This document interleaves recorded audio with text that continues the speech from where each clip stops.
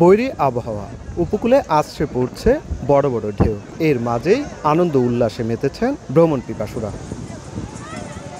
সাপ্তাহিক ছুটির দিন শুক্রবার, পর্যটকের ঢল নেমেছে সাগর তীরে। সবাই মেতেছেন জেট স্কি, বিচ বাইক কিংবা ঘোড়ার পিঠে। সাগরের ঢেউ, সাগরের গর্জন, বস্তুত দিক থেকে কক্সবাজার আসলে সুন্দর। যতবার আসি ততবারই ভালো লাগে। I am very much happy this time to visit this place. প্রথমবার আমার হাজবেন্ড এবং বাচ্চাকে নিয়ে আসে, মানে আমার আনন্দ প্রকাশ করে বোঝাতে পারবো না।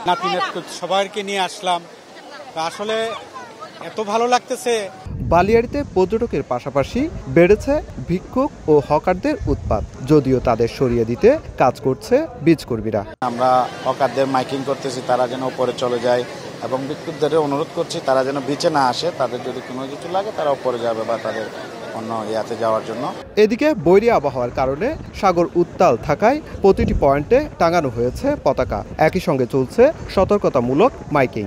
আমরা পর্যটকদেরকে একটাই কথা বলতে চাই, মাছ খাওয়া যাবে না, কিনারে থাকুন, মাইক দিয়ে বলতেছে। কক্সবাজার সমুদ্র সৈকতের পাশাপাশি পর্যটকরা ঘুরছেন মেরিন ড্রাইভ, ইনানি, পাতুয়ার টেক ও হিমছড়িতে।